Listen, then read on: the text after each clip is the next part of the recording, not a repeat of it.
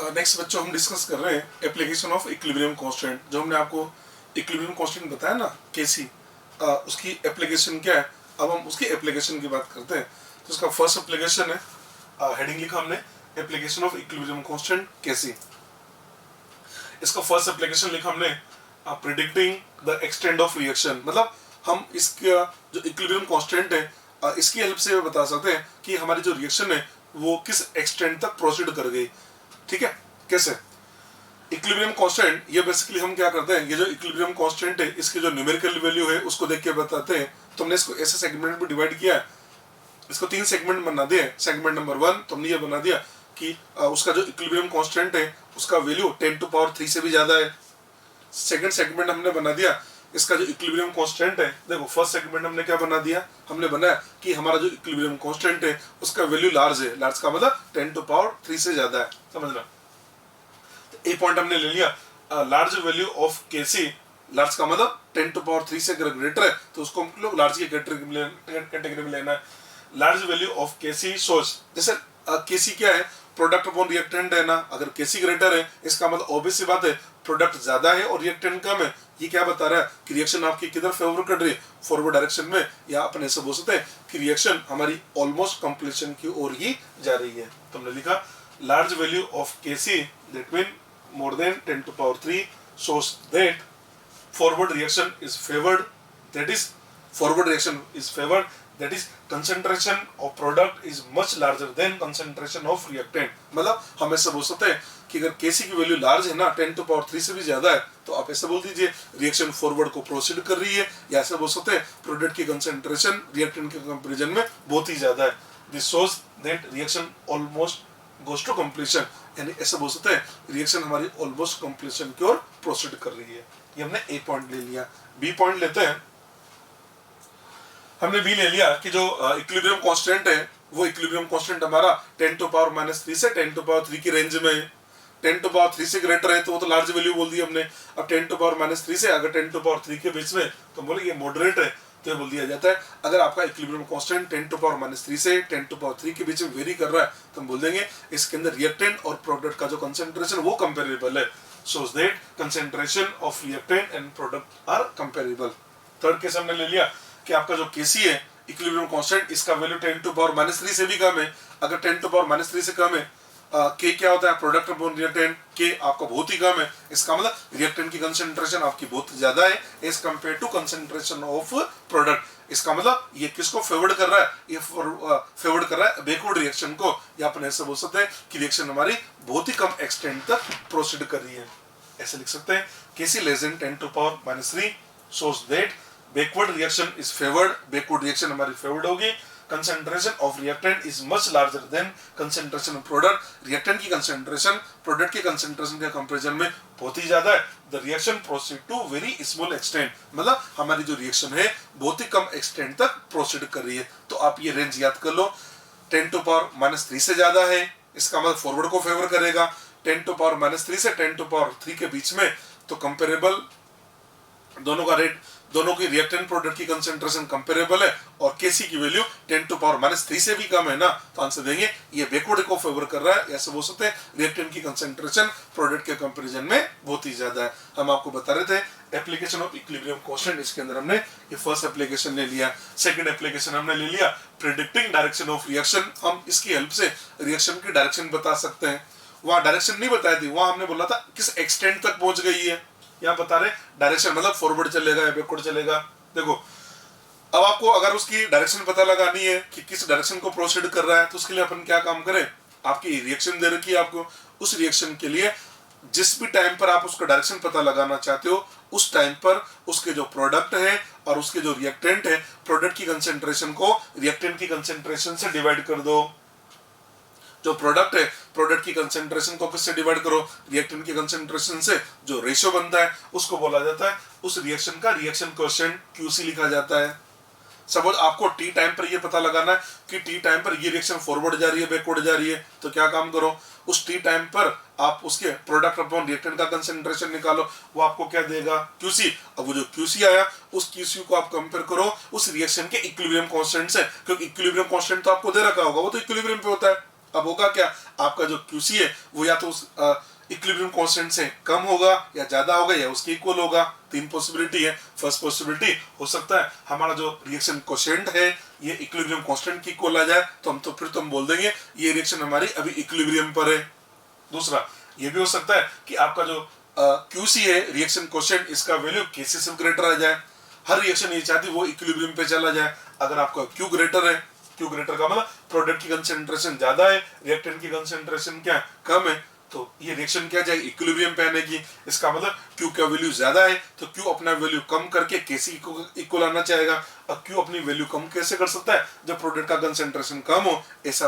ऐसा तभी होगा जब रिएक्शन हमारी बैकवर्ड डायरेक्शन को प्रोसीड करेगी। इसका मतलब अगर क्यू का वैल्यू केसी से ज्यादा है तो हम बोल देंगे रिएक्शन बैकवर्ड को प्रोसीड कर रही है। और मान लो क्यू का वैल्यू कम है, केसी तो ये रहा, क्यू कम है तो क्यू क्या चाहेगा, इसकी वैल्यू को बढ़ाना चाहेगा ना, तभी तो केसी की इक्वल आएगा। अब इसकी वैल्यू बढ़ाने का तरीका, प्रोडक्ट का कंसेंट्रेशन बढ़े। प्रोडक्ट कब बढ़ेगा, जब रिएक्शन आपकी फॉरवर्ड डायरेक्शन में शिफ्ट होगी। तो अगर क्यू केसी से लेस है ना तो हम बोल देंगे रिएक्शन हमारी फॉरवर्ड को प्रोसीड करती है। तो आप तो बस ये तीन रिजल्ट याद कर लीजिए, उससे पता लग जाएगा रिएक्शन फॉरवर्ड को डायरेक्शन को प्रोसीड कर रही है या बैकवर्ड को प्रोसीड कर रही है। ठीक है।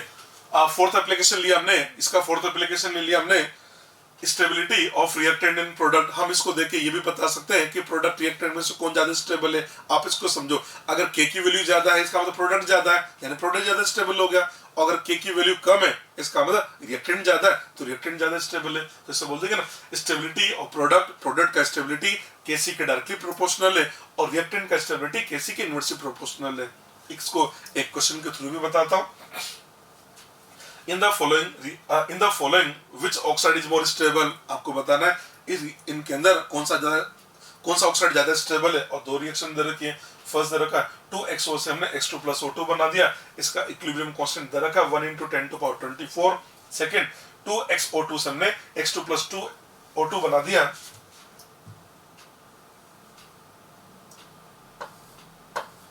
इसका इक्विलिब्रियम कांस्टेंट हमको दे रखा 2.5 × 10⁻10 दे रखा है। आपसे बोला गया कौन सा ऑक्साइड ज्यादा स्टेबल है। ऑक्साइड का मतलब रिएक्टेंट में देख रहे हो, प्रोडक्ट में तो आप रिएक्टेंट देख रहे हो ना। रिएक्टेंट की स्टेबिलिटी कैसे देखेंगे, जिस रिएक्टेंट की स्टेबिलिटी वो रिएक्टेंट ज्यादा स्टेबल होगा जिसका के कम होगा। के कम तो इसका है ना, इसका मतलब XO2 की स्टेबिलिटी XO से ज्यादा होती है। तो कई बार ऐसे इक्विलिब्रियम कांस्टेंट देके आपसे स्टेबिलिटी के बारे में भी पूछ लेता है, तो उस क्वेश्चन को ऐसे सोल्व कर लेंगे। ठीक है। हम इसकी एप्लीकेशन के बारे में ही डिस्कस कर रहे थे और ये जो लिखा ना इस पर मैंने क्वेश्चन भी बना दिया है। ठीक है। पहले तो हम क्वेश्चन को समझ लेते हैं। क्वेश्चन क्या है, 448 डिग्री सेल्सियस। क्वेश्चन देखिए, 448 degree Celsius the equilibrium constant for the reaction H2 plus I2 से 2HI बना दिया इज 50.5। ठीक है। Predicting the direction in which the reaction will proceed to reach equilibrium at 440 degrees Celsius. If we start with 2 × 10⁻²2 mole of HI, 1 × 10⁻²2 mole of H2 and 3 × 10⁻² mole of I2 in 2 liter container। ठीक है। अब इस question के अंदर हमको इसकी direction के बारे में बात करें। डायरेक्शन क्या होगी, चलो इसका केसी कितना दे रखा है, 50.5 दे रखा है ना। अब आप एक काम करें, आपने HI और इसके मोल और वॉल्यूम दे रखा है, तो इन सबकी कंसेंट्रेशन निकाल के सबसे पहले आप इसका QC निकालो। तो मैं सबसे पहले तो इनकी कंसेंट्रेशन निकालता हूं। इनिशियल में कंसेंट्रेशन स्टार्ट किया ना आपसे, तो आप ऐसे लिखो ना, हम ये निकालते हैं HI का कंसेंट्रेशन निकाल लेते हैं। HI का कंसेंट्रेशन क्या होगा, HI के मोल कितने देखो उधर 2 × 10⁻², तो ये तो मोल हो गया 2 × 10⁻²। इसको किससे डिवाइड करेंगे, वॉल्यूम दे रखा ना 2 लीटर कंटेनर, ये तो HI की कंसेंट्रेशन लिया आपने। फिर ले रहा हूं मैं H2 की कंसेंट्रेशन, तो देखो H2 के मोल कितने लिए अपने काम में, H2 के मोल लिया आपने 1 × 10⁻²। ठीक है, लीजिए H2 का मोल है 1 × 10⁻²। कंटेनर आपका कितना है 2 लीटर, ठीक है, मोल पर लीटर। ये आपके पास में H2 का कंसेंट्रेशन आ गया। इसी टाइप से हम I2 का कंसेंट्रेशन निकाल लेते हैं। I2 के मोल कितने लिए, I2 के मोल हमने ले रखे 3 × 10⁻² मोल, 3 × -2, वॉल्यूम इसका 2 लीटर, इससे डिवाइड कर दिया तो ये मोल पर लीटर के अंदर आ गया। अब आप इससे इसका QC निकाल लीजिए। QC क्या लिखोगे, प्रोडक्ट का कंसंट्रेशन HI का स्क्वायर करना है अपॉन H2 इंटू हमें I2 करना है। HI का स्क्वायर करें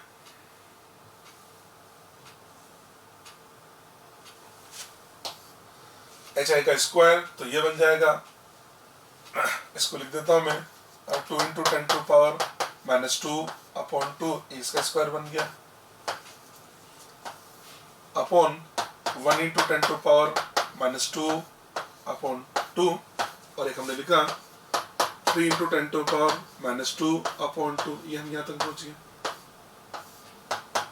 देखिए ये 2 और 2 का स्क्वायर, इधर भी 2 का स्क्वायर, ये तो कैंसिल हो गया, इसको हमने कैंसिल कर दिया, तो इसको सोल्व कर दिए, देता है हमको 2 into 10 to power -2 divided by 1 into 10 to power -2, तो ये बनेगा 3 into 10 to power -4, 3 into 10 to power -4, 4 को उधर ले गए तो ये बन जाता है 200 अपॉन 3, ये बनेगा। चेक कर लीजिए आपने, कुछ गड़बड़ तो नहीं होगी। देखो HI का मोल कितना है, 2 इंटू 10 टू पावर -2, ये है 1 इंटू 10 टू पावर -2, ये है 3 इंटू 10 टू पावर -2, 2 1 3 देख लेते हैं, 2 1 एंड 3 बिल्कुल सही किया हमने। HI का स्क्वायर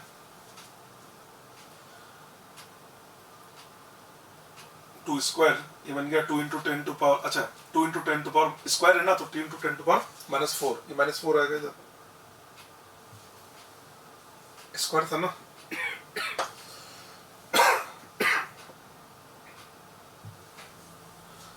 -4 ये कैंसिल कर दिया, ये हमारे पास आता है 2/3, 2 को 3 से डिवाइड किया, 2/3 ये बनता है 0.66 के अराउंड आता है ये, ठीक है। ये हमारे पास में किसका वैल्यू आ गया, ये QC का वैल्यू आ गया। इस QC को कंपेयर करें तो QC का जो वैल्यू है ये KC से लेस है, क्योंकि KC तो आपका कितना है, KC तो आपका 50.5 है, तो रिएक्शन किधर प्रोसीड करेगी, आंसर देंगे रिएक्शन विल प्रोसीड इन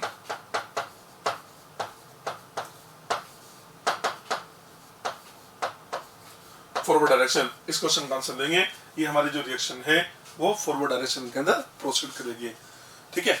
हम आपको बता रहे थे एप्लीकेशन ऑफ इक्विलिब्रियम कांस्टेंट, तो हमने आपको थर्ड एप्लीकेशन बता दी। इसकी एप्लीकेशन ये भी होती है ना, to determine concentration at equilibrium, equilibrium पे कंसंट्रेशन निकाल सकते हैं, ठीक है, ठीक है। अब नेक्स्ट मैं आपसे डिस्कस करने जा रहा हूं, वो डिस्कस कर रहा हूं आपसे, नेक्स्ट टॉपिक में आपसे डिस्कस कर रहा हूं degree of dissociation. Next topic मेरा जो है, नेक्स्ट जो मेरा पॉइंट है डिस्कशन का, वो है डिग्री ऑफ डिसोसिएशन, और डिग्री ऑफ डिसोसिएशन को बोलते हैं अल्फा। अभी हमने आपको जो बताया था वो बताया था, हम ये बोलते थे ना कि हमने रिएक्टेंट के इतने मोल लिए, इतने मोल डिसोसिएट हो गए। तो अभी जो मैं आपसे बात कर रहा था वो केवल और केवल कर रहा था डिसोसिएट मोल, मतलब x बता रहा था। अब मैं थोड़ा और आगे चलता हूँ और मैं बता रहा हूँ आपको अल्फा। अल्फा को बोला जाता है डिग्री ऑफ डिसोसिएशन।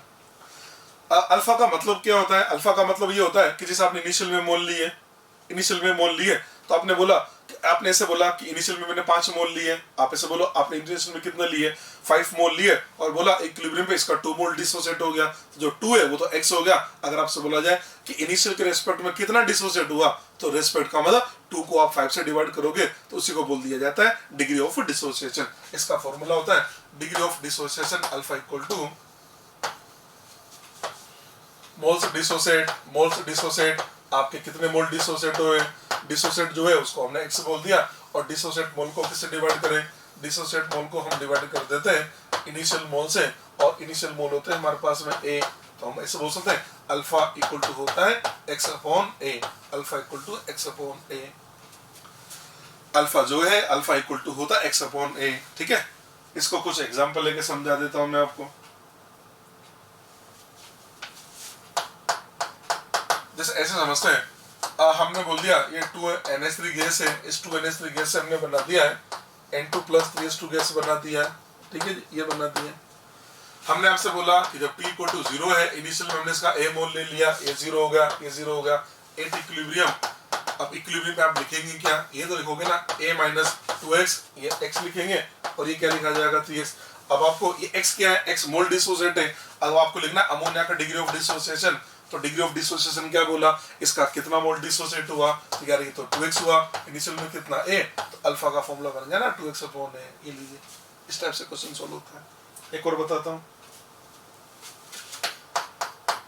मैंने एक और एग्जांपल ले लिया, HI का डिकम्पोजिशन ले लेता हूँ मैं, HI है, इस HI का डिकम्पोजिशन करके मैंने बना दिया 1/2 H2 + 1/2 I2 हमने बना दिया। ये लीजिए, मैंने आपसे बोला जब T = 0 है तो इनिशियल में इसका हमने A मोल ले लिया, ये 0 होगा, ये 0 होगा। हम अगर इक्विलिब्रियम में बात करें तो इक्विलिब्रियम पे इसका x मोल डिसोसिएट हो गया। x क्या है, डिसोसिएट मोल है। यहाँ जो हम x ले रहे हैं ना, वो इतना मोल डिसोसिएट हो गया, A - x, ये बनेगा आपका x/2 और ये भी बनेगा x/2। आपसे बोला गया HI का डिग्री ऑफ डिसोसिएशन लिखो, तो अल्फा कितना मोल डिसोसिएट हो रहा है, x, इनिशियल में कितना लिया A, तो आंसर देंगे इसका अल्फा आता है x/A। तो ये अल्फा को कैलकुलेट करने का मैंने आपको तरीका बता दिया है, ठीक है। क्वेश्चन बनाते हैं।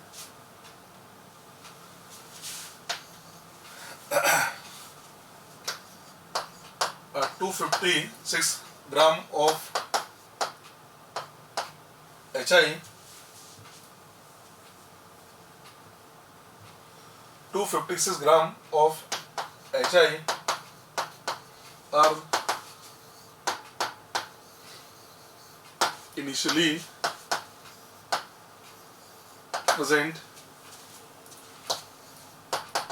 at equilibrium 63.5 gram of I2 are formed 63.5 gram of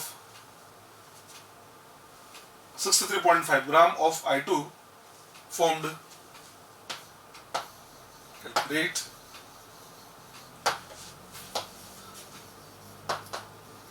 degree of dissociation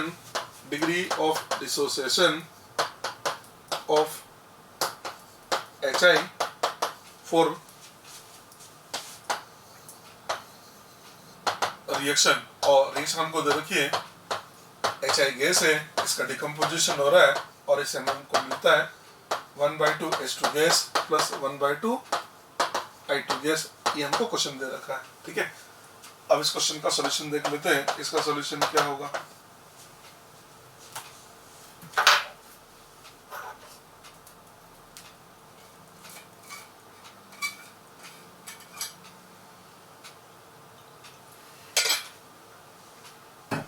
देखिए,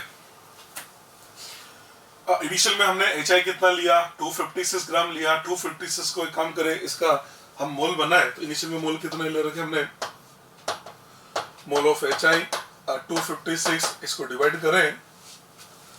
आयोडीन है, इसका एटॉमिक मास होता है 127, 127 प्लस 1 किया तो ये बनता है 128। इसको देखें, इसका मतलब हम इनिशियल में इसके 2 मोल लेके काम कर रहे हैं। तो आपने इनिशियल में कितना ले रखा है, HI का इनिशियल में कितना लिया आपने, ये लीजिए, इसका 2 मोल लिया, ये 0 होगा, ये 0 होगा। इक्विलिब्रियम पे चले, एट इक्विलिब्रियम क्या लिखा जाएगा, 2 - x होगा, इसको लिखेंगे हम x/2 और इसको भी लिख देंगे हम x/2। यहाँ तो कोई दिक्कत ही नहीं है, ठीक है। आपसे क्वेश्चन में क्या बोला, इक्विलिब्रियम पे 63.5 ग्राम I2 बन रहा है, इक्विलिब्रियम पे I2 कितना बन रहा है, तो इक्विलिब्रियम पे I2 तो आपका x/2 बन रहा है यार। इक्विलिब्रियम पे I2 कितना मोल बना, तो मोल तो हमारा x/2 बन रहा है। और इसने क्या बोला 63.5 ग्राम बना, तो इसको मोल में कन्वर्ट कर दे, तो मोल क्या लिखा जाएगा 63.5। इसको किससे डिवाइड करें, I2 का मोलिकुलर मास, I का एटॉमिक मास होता है 127, तो इसको लिख सकते हैं क्या 2 × 127। इसको सोल्व करें तो 2 से 2 कैंसिल हुआ और ये बन जाएगा 1/2। इसका मतलब x का वैल्यू हमारे पास आ गया, x हमारे पास 1/2 आ गया। हमसे क्वेश्चन में क्या पूछा जा रहा है, अल्फा। हमसे क्वेश्चन में क्या बोला, अल्फा। अल्फा इक्वल टू क्या लिखते हैं, डिसोसिएट मोल। आप देख सकते हैं HI के कितने मोल डिसोसिएट हो रहे हैं, x इनिशियल में कितना लिया 2, अल्फा क्या लिखा जाएगा x/2। x का वैल्यू कितना है 1/2 इंटू 2। इसको सोल्व करें तो 1/4। 1/4 का मतलब 0.25 या आंसर दे सकते हैं। इसका अल्फा परसेंटेज में देंगे, आंसर देंगे 25%। इस क्वेश्चन का आंसर आ गया है, ठीक है। और बनाते देखो इसी टाइप से क्वेश्चन। नेक्स्ट लिख रहे हैं, अमोनिया डिसोसिएट्स अकॉर्डिंग टू। ये हमको अमोनिया का डिसोसिएशन दे रखा है, अमोनिया इस टाइप से डिसोसिएट हो रहा है। अमोनिया से बना दिया 1/2 N2 प्लस 3/2 H2। ये सब गैसेस में दे रखे हैं, ठीक है जी।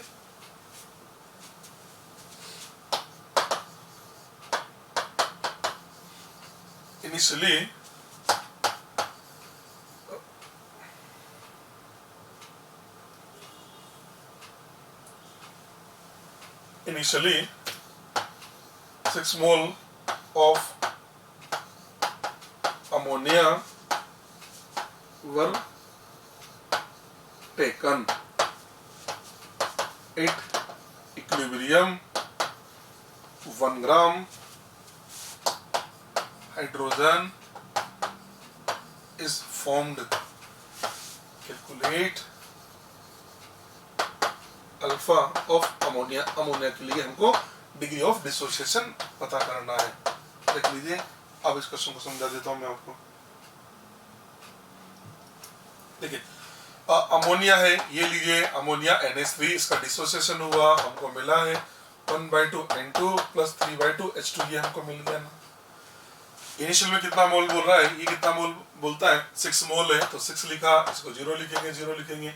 एट इक्विलिब्रियम, इक्विलिब्रियम पे क्या लिखा जाएगा भाई 6 माइनस x, इसको लिखूंगा मैं x/2 और इसको लिख दूंगा मैं 3x/2। यहाँ तक कोई दिक्कत नहीं है। हमसे क्वेश्चन में क्या बोला है कि इक्विलिब्रियम पे 1 ग्राम हाइड्रोजन मिला। 1 ग्राम हाइड्रोजन का मतलब इक्विलिब्रियम पे हाइड्रोजन का 1 ग्राम का मतलब मोल तो आधा मिला ना, और हाइड्रोजन के मोल कितने 3x/2 है ना, 3x/2। 3x/2 की वैल्यू क्या है 1/2। तो यहाँ से हम x निकाल लेते हैं, तो x का वैल्यू कितना आएगा 2 से 2 कैंसिल हो गया, x आ गया हमारे पास 1/3। क्वेश्चन कंप्लीट नहीं हुआ, आपसे x नहीं बोला, आपसे अल्फा पूछा गया, आपसे अल्फा पूछा ना, अल्फा क्या होगा डिसोसिएट मोल। यहाँ देखा करो, ऐसा नहीं कि हमेशा alpha equal x upon a लिखे, डिसोसिएट मोल। अब यहाँ कितना मोल डिसोसिएट हो रहा है 2 हो सकता था। अगर इसको रिएक्शन ऐसे होती ना 2NH3, तो यहाँ फिर x नहीं है, फिर 2x आता। तो यहाँ देखा करो कितना मोल डिसोसिएट हुआ, तो ये हो रहा है x को किससे डिवाइड करें, इनिशियल में 6, 1/3 6, ये बन जाएगा 1/18। इसका आंसर आएगा अल्फा है 1/18। 1/18 इसका अल्फा आ जाता है। अगर परसेंटेज में लिखें तो परसेंटेज में आ जाता है, ये 100 से मल्टीप्लाई करें तो ये बन जाएगा 5.56%। इस क्वेश्चन का आंसर आ जाता है, ठीक है। आप कर लो नोटिस को।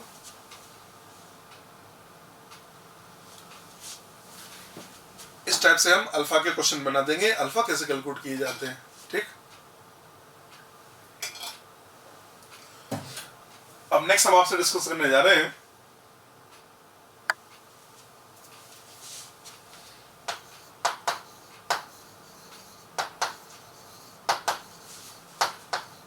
Application of law of mass section. Law of mass section है। अब मैं आपको ये जो लॉ ऑफ मास सेक्शन है इसकी एप्लीकेशन के बारे में बताता हूं। इसकी एप्लीकेशन क्या है, एप्लीकेशन का मतलब क्या है। यहाँ एप्लीकेशन का मतलब ये है कि हम क्या करेंगे, हम इसके 3 केस लेंगे। केस 1 तो क्या लेंगे, ऐसी रिएक्शन लेंगे जिसका डेल्टा एन जी 0 होगा। एक ऐसा एग्जांपल लेंगे जिसका delta N G greater than 0 होगा। एक एग्जांपल लेंगे जिसका delta N G less than 0 होगा। 3 केस लूंगा मैं, और हर केस में क्या करूंगा, बस मैं केसी और केपी निकाल लूंगा, बस यही मेरे को काम करना है। तो इसके 3 केस बना देते हैं। केस 1 ले लेते हैं हम। Case 1, homogeneous gases reaction of type 1, या जो टाइप 1 है इसका मतलब उसका डेल्टा एन जी 0 है। ये टाइप 1 का मतलब डेल्टा एन जी 0, टाइप 2 का मतलब delta N G greater than 0, और टाइप 3 लूंगा delta N G less than 0। इसका एक एग्जांपल ले लेते हैं हम, ये वाला एग्जांपल लेके बना लेते हैं। H2 प्लस I2 गैस, इससे हमने ये 2HI गैस बना दिया, या हम इसके लिए N2 प्लस O2 से 2NO वाला एग्जांपल भी ले सकते हैं। ठीक है जी, देखिए T इक्वल टू 0 हमने बोल दिया, इसका A मोल है और इसका B मोल है, A और B मोल ले लिए है। मोल एट इक्विलिब्रियम, इक्विलिब्रियम में हमने बोल दिया ये होगा A माइनस एक्स, ये होगा B माइनस एक्स, और ये बन जाएगा 2x।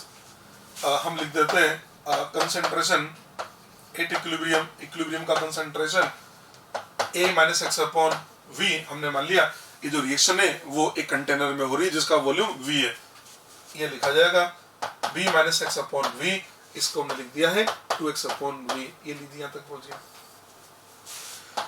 हमको पहले केसी निकालना है, तो केसी क्या लिखा जाएगा इसके लिए, केसी आएगा ना H आएगा square upon H2 into I2, ये लिखेंगे भाई, इनकी वैल्यू पुट करते हैं तो यहाँ से केसी आ जाता है मेरे पास में 2x अपॉन V का whole square upon A minus x upon V into B minus x upon V। यहाँ तक पहुंच गए, ठीक है। इसको सोल्व करें तो हमारे पास आ जाता है केसी equal to 4x square upon A minus x into B minus X, हम यहाँ तक आ गए, ठीक है। हम मान लेते हैं suppose A equal to B equal to 1 है। हमने मान लिया A और B का वैल्यू कितना 1 है। अब इधर देखो, अगर A और B 1 हो ना, इसका कितना मोल डिसोसिएट हो रहा है, x हुआ, इनिशियल मोल कितना लिया आपने, A लिया, अल्फा क्या लिखोगे x अपॉन A, और अगर A 1 है तो अल्फा x इक्वल होंगे नहीं होंगे, तो हम ऐसे बोल सकते हैं अगर हम यहाँ पर A और B इक्वल टू 1 ले लेते हैं then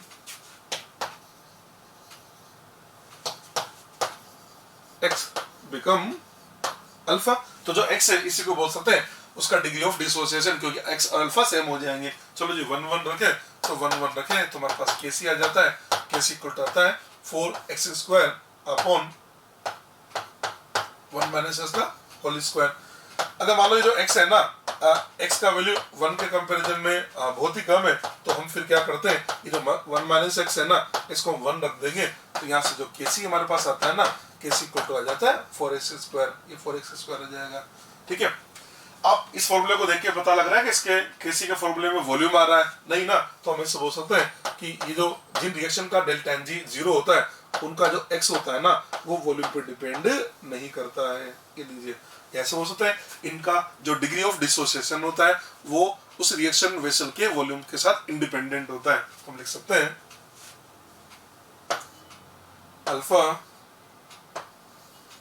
does not depend on volume, इसका जो अल्फा है वो वॉल्यूम पे डिपेंड नहीं करता है। ये तुमने क्या कैलकुलेट किया केसी। अब हम बात करेंगे इसके लिए केपी के लिए। अब हम इसका केपी निकाले। देखो केपी निकालना बहुत आसान है। इस रिएक्शन का डेल्टा एन जी कितना है 0, आपको याद है। अगर डेल्टा एन जी 0 हो तो केपी और केसी क्या होगा इक्वल, तो कुछ बोलने की जरूरत नहीं है।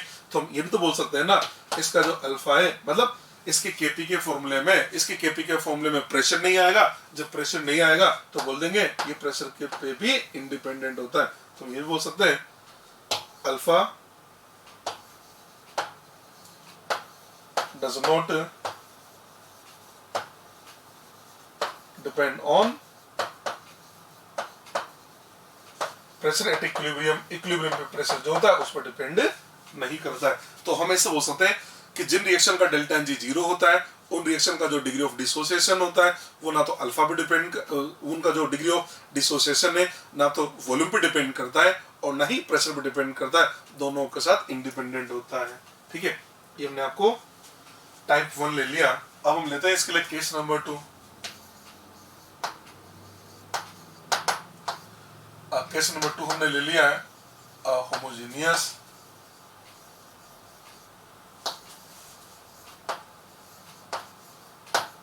gases reaction of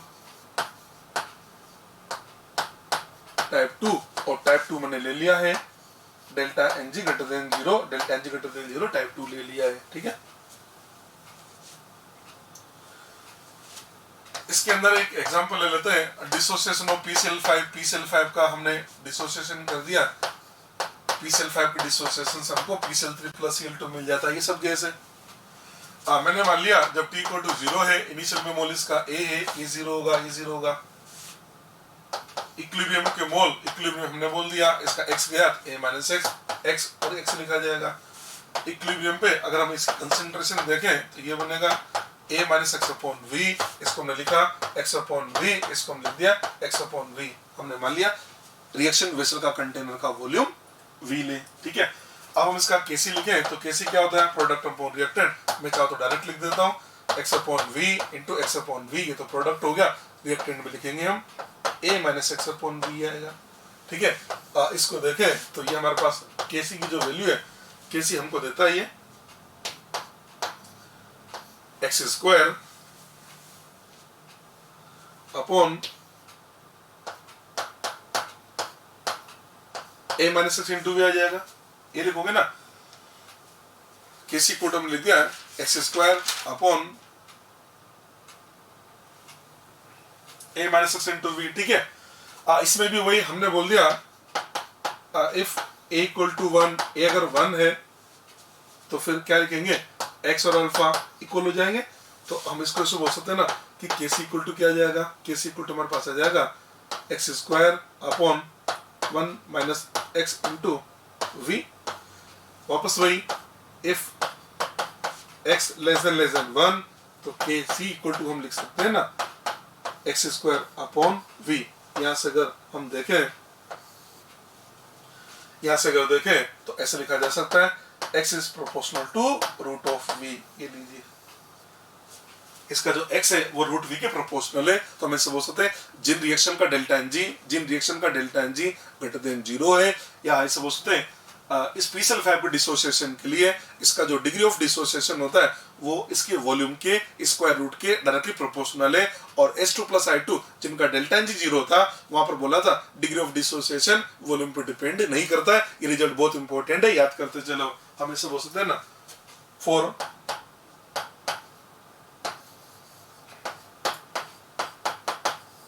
dissociation of PCl5 alpha is independent on volume of reaction, sorry, independent नहीं, it's directly proportional to, is directly proportional to square root of volume of vessel। हमने लिखा कि जो PCl5 है, इस PCl5 का जो degree of dissociation है, डिग्री ऑफ डिसोसिएशन जो है अल्फा जो है, वो इस रिएक्शन का जो रिएक्शन कंटेनर का जो वॉल्यूम है इसके रूट के डायरेक्टली प्रोपोर्शनल होता है। ठीक है, ये तो हमने आपके लिए कैलकुलेशन करी Kc के लिए। अब मैं Kp की कैलकुलेशन करता हूं।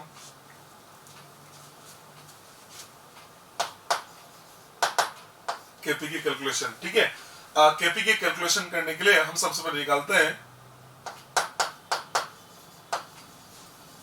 Total mole eight equilibrium. Equilibrium के टोटल मोल निकालते हैं।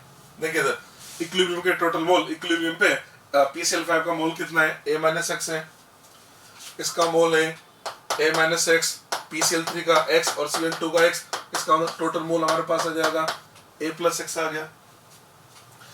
मैंने मान लिया कि जो इक्विलिब्रियम है, इक्विलिब्रियम पे हमारा टोटल प्रेशर है P, right, total pressure 8, equilibrium is P। हमने मान लिया इक्विलिब्रियम में टोटल प्रेशर कितना है, P है। तो आप एक काम करें, इन सब का पार्शियल प्रेशर निकाल लीजिए। सबसे पहले निकालता हूं मैं पार्शियल प्रेशर ऑफ PCl5 का पार्शियल प्रेशर क्या होगा, पार्शियल प्रेशर कैसे निकालते हैं, पार्शियल प्रेशर होता है उसका mole fraction multiply by total pressure. अब उसका मोल फ्रैक्शन, इसका मोल फ्रैक्शन क्या होगा, इसका मोल PCl5 का मोल कितना है, A माइनस एक्स है, टोटल मोल कितना है A प्लस एक्स, इसको P से मल्टीप्लाई कर दिया।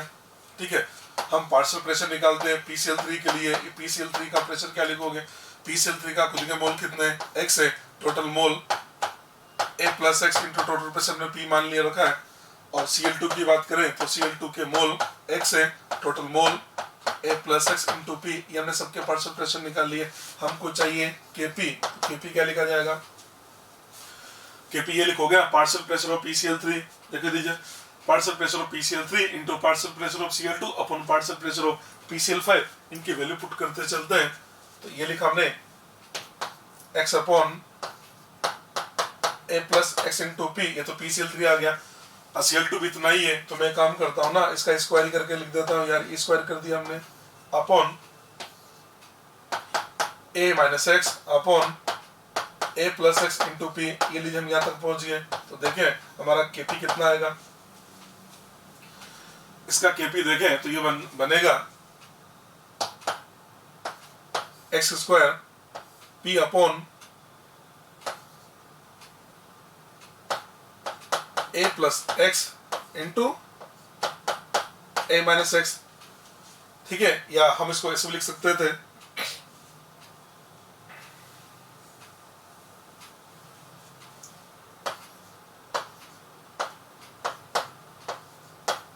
A square minus x square. ठीक है, सेम उसी तरह से इफ A इक्वल टू 1, अगर A 1 होता है तो उस केस में x क्या बनेगा अल्फा, तो इसका जो Kp है Kp इक्वल टू बन जाता है 1 रखते ही x square P upon 1 minus x square, यहाँ तक पहुंच गए अपन।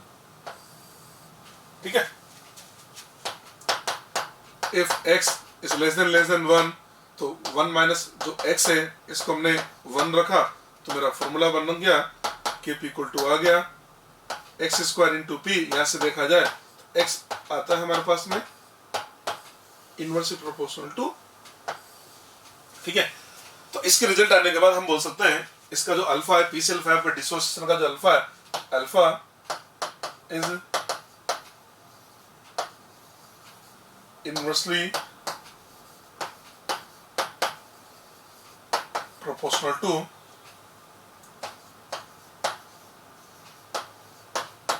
square root of pressure. ठीक है, तो आपको तो बस रिजल्ट याद करना है, रिजल्ट याद कर लीजिए। PCl5 का जो डिसोसिएशन हो रहा है, समझ लीजिए PCl5 का जो डिसोसिएशन हुआ, इसका जो डिसोसिएशन है, इसका डिसोसिएशन के अंदर इसका जो डिग्री ऑफ डिसोसिएशन है वॉल्यूम के रूट के तो डायरेक्टली प्रोपोर्शनल है, और जो प्रेशर है उसके रूट के इनवर्सली प्रोपोर्शनल है। ये तो कब है, जब डेल एन जी, इसका डेल एन जी 1 है, कैसे बोल सकते हैं del N G greater than 0 है। हमने इसका सेकंड केस ले लिया, एक और केस बनाते हैं इसके लिए।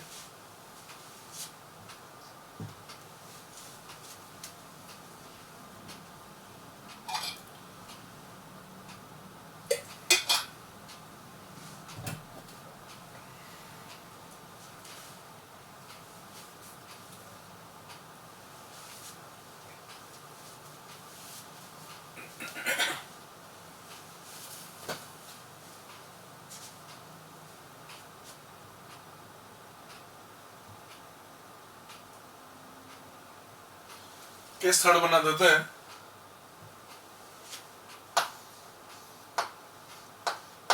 Case third, a homogeneous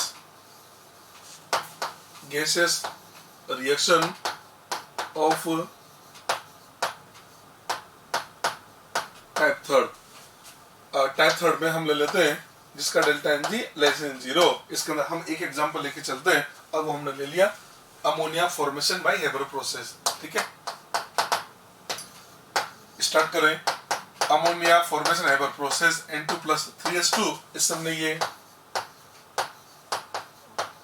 2NA से बना लिया। क्योंकि वैसे ही जब t इक्वल टू 0 इसका इनिशियल में a मोल ले लिया, हमने b लिया, इसको 0 ले लेते हैं। Moles at equilibrium, mole equilibrium पे a माइनस एक्स, इसको लिखे हम b माइनस 3x और ये बनेगा हमारे पास में 2x। कंटेनर का वॉल्यूम अगर v है तो कंसंट्रेशन क्या लिखेंगे इक्विलिब्रियम पे, a minus x upon v, इसको हमने लिखा b minus 3x upon v और ये बन जाता है हमारे पास में 2x अपॉन v। ये हमने, ठीक है, हमको कैसे कैलकुलेट करना है, कैसे क्या लिखेंगे, प्रोडक्ट की कंसंट्रेशन, तो अमोनिया का स्क्वायर मैं वैल्यू पुट कर देता हूँ, ये बनता है 2x अपॉन v, इसका तो ये स्क्वायर बनेगा upon a minus x upon v into b minus 3x upon v और इसका ये होल क्यूब करना है। ठीक है, देखिए इसको सोल्व करें तो केसी इक्वल टू क्या बनेगा 2x स्क्वायर, इसको तो हमने लिख दिया 4x स्क्वायर, ये तो 4x स्क्वायर आ गया अपॉन ये वॉल्यूम का क्यूब होगा, ये वॉल्यूम का पावर 1 होगा, तो वॉल्यूम का पावर क्या बनेगा, वॉल्यूम का पावर बनेगा 4 और ये वॉल्यूम ऊपर जाके ये ऐसे ये v स्क्वायर आ जाता है। ठीक है जी, और ये बनता है a माइनस एक्स और ये बना हमारे पास में b माइनस 3x, इसका ये क्यूब लेना है। ठीक है, हमने बोल दिया आप एक काम इनिशियल में एक आप 1 a इक्वल टू 1 रख दें और b इक्वल टू 3 रख दें। ये बेसिकली हम रखते हैं ना, देखिए क्या करते हैं, जो उसका स्टैकोमेट्रिक कोएफिशिएंट है ना वही हम लेके देख लेते हैं। तो a इक्वल टू 1 रखा, b इक्वल टू 3 रखा, तो इस केस में क्या होगा, अल्फा x इक्वल हो जाएगा, तो आप लिख सकते हैं केस इक्वल टू आपका बनेगा 4x square v square upon ये बनेगा 1 माइनस एक्स, ये बनेगा 3 माइनस 3x, इसमें से 3 कॉमन ले ले तो 3 का क्यूब क्या होगा 27, इसको हम लिख सकते हैं 27 1 माइनस एक्स की पावर होल 4, ये आ जाएगा कैसे। ठीक है, नेक्स्ट स्टेप इसमें भी वही, अगर हम ऐसे बोले x इज लेस देन 1 तो 1 माइनस एक्स को अप्रोक्स क्या मान लिया 1, तो हमारा जो केसी है केसी बन जाता है, केसी बनेगा आपका 4x square v square 4x square v square upon 27। इसको देख के हम ऐसे बोल सकते हैं ना, इसको देख के बोल सकते हैं इसका जो x है ये वॉल्यूम के इनवर्सली प्रोपोर्शनल होता है। इसका जो x है वॉल्यूम के इनवर्सली प्रोपोर्शनल है, हम ऐसे बोल सकते हैं कि जो अमोनिया फॉर्मेशन है इसके लिए बोल सकते हैं ना, इसका जो डिग्री ऑफ डिसोसिएशन है वो वॉल्यूम के इनवर्सली प्रोपोर्शनल होता है। ठीक है, ये तो हमने किसकी कैलकुलेशन करी, केसी के लिए। चलो ये हम केपी की कैलकुलेशन करते हैं। अब केपी की कैलकुलेशन करते हैं तो केपी की कैलकुलेशन के लिए हमको क्या चाहिए, नंबर 1 हमको टोटल मोल चाहिए, total mole eight equilibrium, equilibrium में टोटल मोल देखो, इक्विलिब्रियम इसका कितना मोल है a माइनस एक्स है, इसका b माइनस 3x, इसका 2x है, इनका टोटल करें तो ये बनेगा a minus x plus b minus 3x plus 2x, तो इसका टोटल मोल कितना आ गया, ये बन गया आपका a plus b minus 2x, ये तो हमारे टोटल मोल आ गया। ठीक है, हमने मानी रखा है टोटल प्रेशर कितना है इक्विलिब्रियम पे p है, सबके पार्शियल प्रेशर निकालते हैं। पार्शियल प्रेशर ऑफ नाइट्रोजन क्या लिखोगे, नाइट्रोजन के मोल, तो ये लिखेंगे a minus x upon total a plus b minus 2x, total से मल्टीप्लाई कर दिया। फिर लिखते हैं partial pressure of hydrogen, hydrogen का पार्शियल प्रेशर क्या लिखोगे b minus 3x upon total a plus b minus 2x into p कर दिया। एक हम लिख देते हैं partial pressure of ammonia, ammonia का पार्शियल प्रेशर ये बन जाता है 2x upon total a plus b minus 2x into p, ये हमने सबके पार्शियल प्रेशर लिख दिए। हमको तो kp लिखना नहीं यार, kp क्या लिखा जाएगा, पार्शियल प्रेशर ऑफ अमोनिया का स्क्वायर। अब अमोनिया का पार्शियल प्रेशर कितना आपके पास में, ये लिखा ना आपने भी 2x upon a plus b minus 2x into p, इसका स्क्वायर, ये तो अमोनिया का पार्शियल प्रेशर हो गया, ये तो लिखा आपने भी। ठीक है, नेक्स्ट लिखा नाइट्रोजन का पार्शियल प्रेशर, वो क्या है नाइट्रोजन का a minus x upon a plus b minus 2x into p, ये नाइट्रोजन आ गया। हाइड्रोजन का, हाइड्रोजन बनता है b minus 3x upon a plus b minus 2x into p, और हाइड्रोजन का तो क्यूब है ना, इसका क्यूब कर दिया हमने। ठीक है, आपको लग रहा होगा बहुत ही कॉम्प्लिकेटेड कैलकुलेशन है, पर बहुत आसान है, कोई दिक्कत नहीं है। इसको सोल्व कर दिए बन जाएगा 4x स्क्वायर, इसका स्क्वायर क्या तो 4 आ गया, ठीक है। ये लिखा गया भाई देख, a plus B minus 2x का स्क्वायर, यहाँ a plus B minus 2x, ये पावर 1 और पावर 3, पावर 1 पावर 3 की बात करें पावर 4, ये 2 कैंसिल हो गया, ये स्क्वायर चला जाएगा, ये बन जाता है a plus B minus 2x, इसका स्क्वायर बना दिया मैंने, ये बन गया इसका स्क्वायर अपॉन, प्रेशर भी देख लेते हैं, यहाँ प्रेशर कितना था, p स्क्वायर था, और इधर प्रेशर कितना होगा, p4 होगा, तो एक तरह से देखा जाए तो नीचे हमारे पास में आ जाएगा स्क्वायर। चलो एक ये बचेगा हमारे पास a माइनस एक्स, लिखा हमने b माइनस 3x का होल क्यूब इंटू प्रेशर क्या लिखा गया, ये बना p स्क्वायर, ठीक है,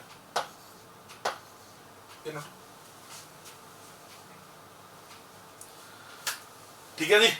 अब इसमें भी सेम वही काम कर लेते हैं, if a equal to 1 and b equal to 3 ले लेते हैं, a equal to 1 b equal to 3 ले, तो देखो क्या बन गया भैया, ये लिखा हमने 4x square, a equal to 1 b equal to 3, तो a प्लस b क्या होगा 4, तो इसको लिखा हमने 4 माइनस 2x, इसका तो ये स्क्वायर अपॉन ये 1 माइनस एक्स होगा, यहाँ 3 रखेंगे, 3 माइनस 3x और 3 बाहर निकाल लिया, इसको लिख सकते हैं ना 27 1 माइनस एक्स का पावर 4 इंटू पी स्क्वायर, यहाँ तक पहुंच गया अपन। इधर लिखा ना 4 माइनस 2x का स्क्वायर, इसमें से क्या किया हमने 2 कॉमन लिया, तो यहाँ बनेगा 2 कॉमन लिया स्क्वायर, तो 2 2 जा 4, इसको मैं ऐसे लिख देता हूँ, ये जो 4 है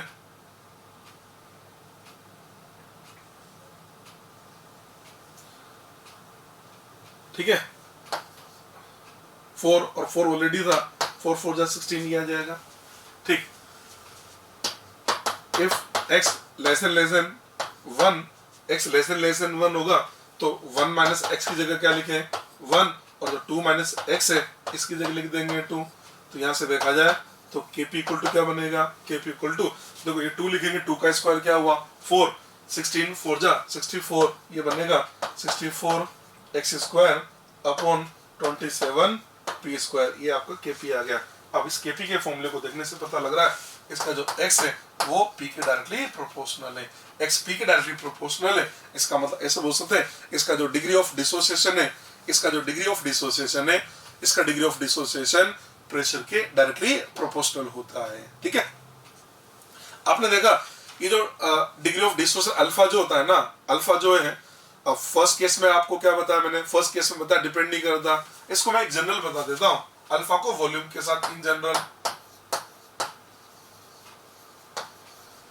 देखना, जनरली बोला जाता है जो अल्फा होता है ना, alpha is directly proportional to v power delta ng upon sum of स्टैइकोमेट्रिक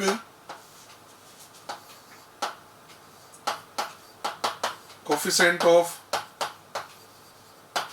product, ठीक है। एग्जांपल लेके समझाते हैं, एग्जांपल हमने जैसे ये ले लिया, हमने एग्जांपल ले लिया, अब PCl5 पे PCl5 से हमने PCl3 प्लस Cl2 बना दिया, अब मेरे को देखना है इसका अल्फा किसके प्रोपोर्शनल होगा, तो बोला v का पावर इसका डेल्टा Ng कितना आ रहा है 1, तो डेल्टा Ng की जगह क्या रखा 1 upon sum of power sum of stoichiometry of product का स्टैइकोमेट्री कितना 2, तो लिख देगा ना, ये लीजिए इसका पावर 1/2 आ गया, और आप देखिए ये तो लिखा था हमने। और एग्जांपल ले लेता हूं, ये दूसरा ले लिया मैं नाइट्रोजन वाला N2 प्लस CH2 सबने क्या बना दिया, ये 2NH3 बना दिया है ना, मेरे को देखना इसका अल्फा किसके प्रोपोर्शनल है, alpha proportional to v power, इसका डेल्टा Ng कितना आ रहा है 2 माइनस 4 करेंगे तो कितना है भैया -2 और -2 को किससे डिवाइड करेंगे 2 से, तो इसको देखने पता लग रहा है ना, ये 1 अपॉन ये आ जाएगा ना 1 अपॉन v, ये तो बता रहे हैं, तो ये डायरेक्ट तरीका भी है देखने के लिए, समझ में आई बात, ठीक है। इससे हमें ये अल्फा वगैरह देखना आ गया है कि इसका अल्फा वगैरह कैसे देखा जाता है, कौन डायरेक्टली प्रोपोर्शनल है और कौन इसमें इनवर्सली प्रोपोर्शनल होता है, ठीक है। अब मैं इस पे एक दो क्वेश्चन बना देता हूं,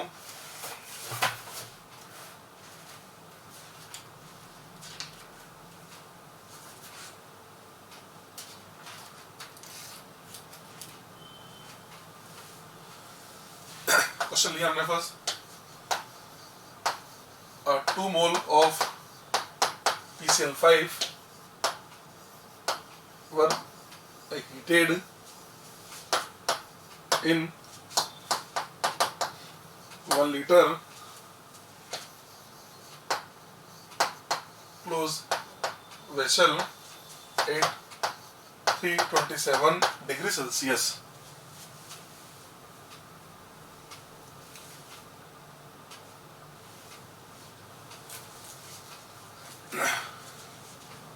इन 1 लीटर, 1 की जगह लिख देते हैं 2 लीटर, ये 2 लीटर ले लेते हैं, ठीक है। Next, at equilibrium 40% of PCl5, 40% of PCl5 dissociates to give PCl3 and Cl2, PCl3 and Cl2, ठीक है। आपसे बोला गया 40% डिसोसिएट हो गया, दे दिया। आपसे पूछा जा रहा है first point, equilibrium concentration of PCl5, PCl3 and Cl2. Second, total mole at equilibrium. Third point, Kc, and fourth हमसे पूछा जा रहा है कि ये क्वेश्चन है, ठीक है। देखिए बनाते क्वेश्चन को। अब PCl5 पे, ये PCl5 इसका डिसोसिएशन हुआ, इससे आपको मिलता है PCl3 plus Cl2। T equal to 0, initial में आपने कितने मोल ले लिए, 2 मोल, 0 और 0 होगा। इक्विलिब्रियम पे क्या लिखा, x मोल अगर डिसोसिएट हो जाए तो लिखा जाएगा 2 माइनस x, x और x बनेगा, ये बनेगा x, ठीक है। इसने क्वेश्चन में क्या बोला, 40% डिसोसिएट हुआ, इसका 40% क्या दे रखा है, 40% इसने x नहीं दे रखा, 40% दे रखा है अल्फा। अगर PCl5 का अल्फा लिखे, अल्फा इक्वल टू क्या लिखते हैं, x dissociate mole upon initial मोल, और अल्फा कितना दे रखा है 0.40। इससे हमको पता लगा कि इसका जो x है 0.80, x की वैल्यू 0.80 आ गई। हम इसमें x की वैल्यू 0.80 रख दें, x की वैल्यू 0.8 रखेंगे तो इक्विलिब्रियम के मोल कितने आएंगे, 2 माइनस 0.8, ये बनता है 1.2, ये बनेगा आपका 0.8 और ये बन जाता है 0.8, ये तो आ गया इक्विलिब्रियम के मोल। अगर आप इक्विलिब्रियम की कंसंट्रेशन निकालना चाहते हैं, कंसंट्रेशन, तो ये बनेगा 1.2 अपॉन वॉल्यूम 2 लीटर है, इसको लिखा जाएगा 0.8 अपॉन 2 लीटर, और ये बनेगा 0.8 अपॉन 2 लीटर लिखा जाएगा। तो पहला क्वेश्चन आपसे क्या पूछा गया, फर्स्ट आपसे क्या पूछ रहा है, फर्स्ट आपसे ये तो पूछ रहा है ना, इक्विलिब्रियम पे PCl5 का कंसंट्रेशन, इक्विलिब्रियम पे PCl3 का कंसंट्रेशन और इक्विलिब्रियम पे Cl2 का कंसंट्रेशन। इक्विलिब्रियम पे PCl5 का कंसंट्रेशन कितना है, तो आंसर दे देंगे, ये है 0.6 मोल पर लीटर, और PCl3 कितना है, ये है 0.4 मोल पर लीटर, और इसकी बात करें ये भी बनता है 0.4 मोल पर लीटर। ये तुम्हारा फर्स्ट क्वेश्चन आ गया। सेकंड क्या पूछ रहा है, सेकंड आपसे बोला गया total mole eight equilibrium, equilibrium में टोटल मोल इक्विलिब्रियम पे कितना हुआ, 1.2 मोल इसका हुआ, टोटल मोल 1.2 और 0.8 कितना होगा भाई 2 और 2.8, सेकंड का आंसर देंगे 2.8, 2.8 आ जाएगा। थर्ड हमसे क्या पूछ रहा है, केसी, तो केसी लिखे इसके लिए, केसी इक्वल टू क्या होगा, प्रोडक्ट की कंसंट्रेशन, मतलब PCl3 का कंसंट्रेशन इनटू Cl2 का कंसंट्रेशन अपॉन लिखेंगे हम PCl5 का कंसंट्रेशन। PCl3 का कंसंट्रेशन इक्विलिब्रियम पे कितना आ रहा है, 0.4 आया, Cl2 का भी 0.4 आया, और इसकी बात करें इसका तो 0.6 आया ना, इसको सोल्व कर दें, 4 4 जा 16, 1.6 अपॉन 6, 1.6 अपॉन 6, ये हमारे पास आ जाएगा Kc, ठीक है। एक हमसे क्या पूछ रहा है ये Kp, Kp को क्या लिखा जाएगा, Kc RT का पावर लिखेंगे हम डेल्टा एन जी। Kc की बात करें, Kc हमारे पास है 1.6 डिवाइडेड बाय 6, ये तो हमारे पास आ गया, ठीक है। ये तो Kc हो गया, R इंटू टी, R की वैल्यू रख देता हूं मैं, 0.082 0.0821 ये तो मेरा R हो गया इंटू टी। टेम्परेचर दे रखा है 327, ये 327 केल्विन में चेंज करेंगे 273 इसमें ऐड कर देते हैं, ये बनेगा 600। तो इसको हमने लिख दिया 600, इसका पावर डेल एन जी और इसका डेल एन जी आता है 1 का डेल एन जी 1 आ गया। इसको सोल्व करेंगे तो हमारे पास में ये केपी भी आ जाएगा। इस टाइप से हम केपी की वैल्यू कैलकुलेट कर सकते हैं। ठीक है।